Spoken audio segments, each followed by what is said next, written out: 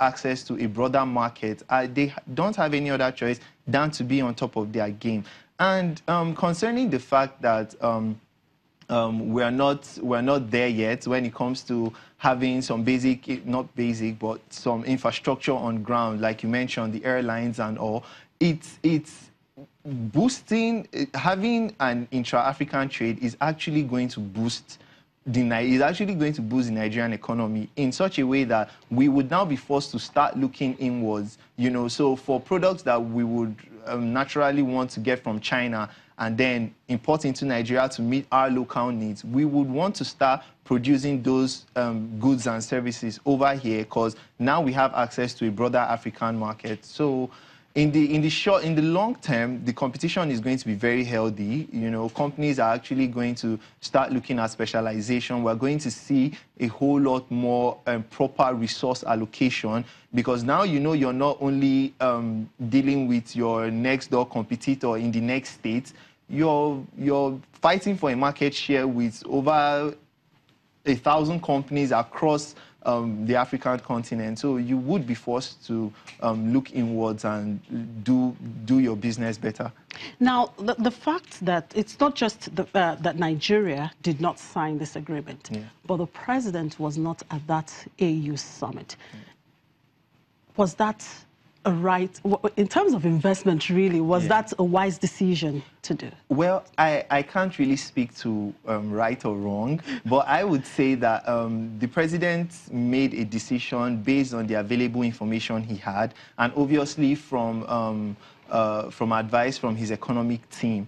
So his absence from it has been described by a lot of people as, you know, being improper, or he should have attended, but at the same time, it was his call to make, and I think he made that call based on the available information he had. So we would just, and then it's also a good thing that they stated that they are looking for a broader consultation, you know, from manufacturers and labor unions alike. So it's a good thing that they want to increase their consultation and, you know, really know what this trickles down to in the Nigerian market before going ahead to sign the agreement.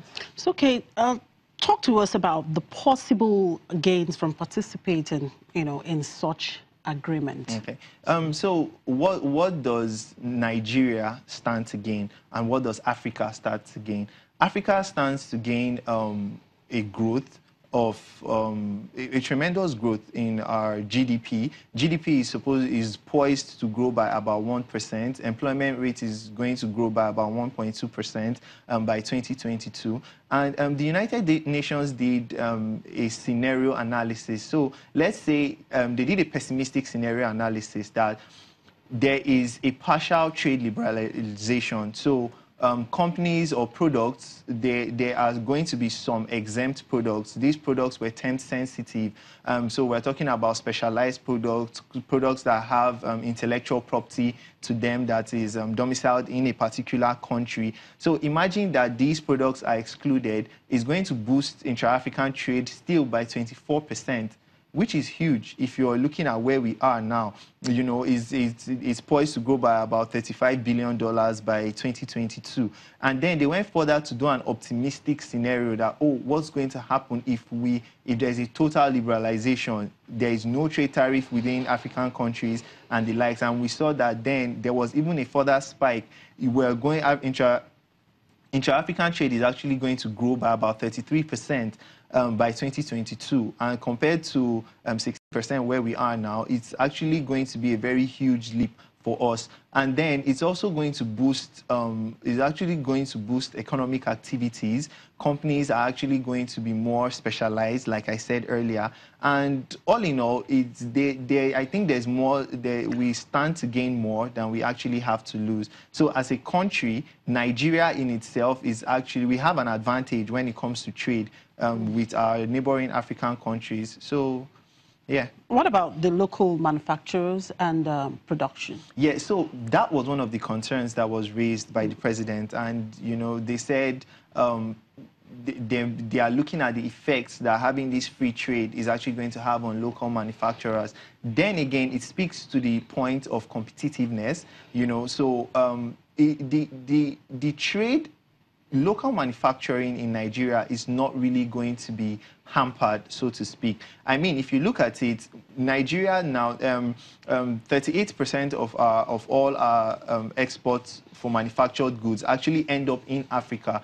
And imagine we had a freer market to do this. Nigerian manufacturing is actually going to, our manufacturing figures are actually going to increase by exports to our neighboring African countries. So if you look at the upsides too, they are pretty much there. The downsides to it are there have been concerns about or what happens if someone wants to move his factory from Guinea-Bissau down to Nigeria. Then again, it still boils down to the individual countries, because as much as we are going to be adopting a single tariff, there are also going to be provisions for companies to actually guide what happens in their own individual economies. So. Okay, Valens, just before I let you go, how would government and corporates respond to changes, associated with all of this? Okay, so in the short term, while there's that transition from moving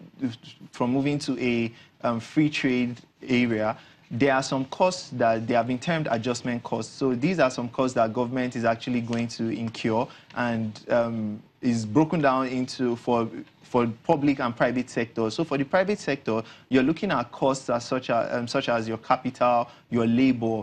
Would you have to pay more money to train your staff to be able to meet up with the growing demand? Would you have to spend more money on trainings and the likes? And then you look at your capital too. Would your capital also have to?